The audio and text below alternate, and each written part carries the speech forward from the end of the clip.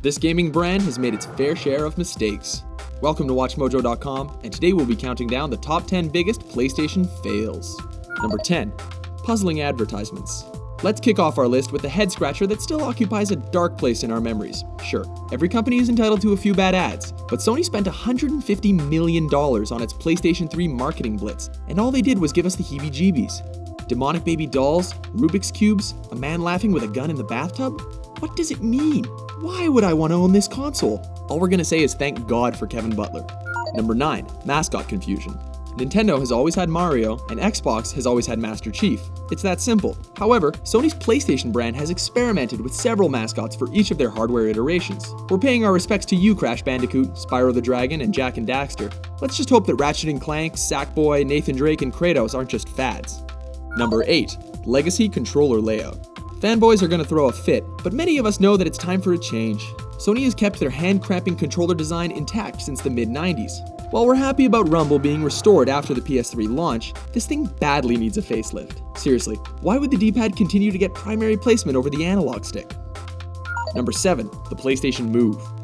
We're not saying that we don't like this piece of motion control hardware. What we're saying is that it's a little too similar to what was done by the Nintendo Wii, albeit with a glowing clown nose.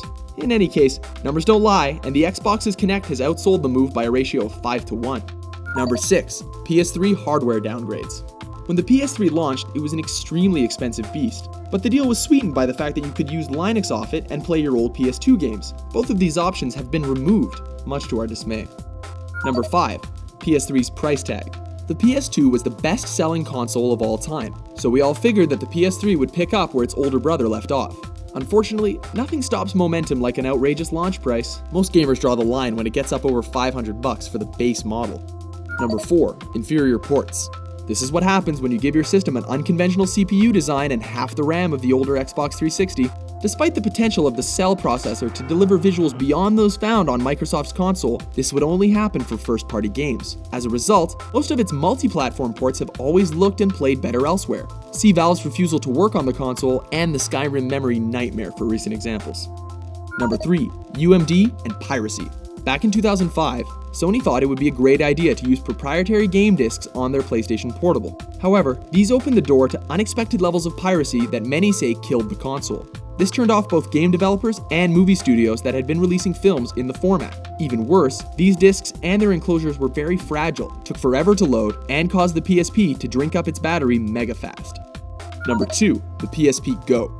Making the shortlist is the ill-fated follow-up to the PSP, in which the handheld was tweaked to remove the use of the aforementioned UMDs and depend on downloadable titles. This sucker didn't last long, due in no small part to its inability to use physical media and costing an arm and a leg. It was way ahead of its time, and while that may be endearing to some, to us it's a big fat fail.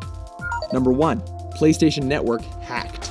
Taking the top spot on our list is the infamous security breach of 2011. I don't know what a bigger fail is, that the PlayStation Network was hacked, or that it took so long for Sony to warn us that our credit card information may have been compromised. In either case, it was a big downer for online gaming, and forever damaged the trust in the PlayStation brand. Fail.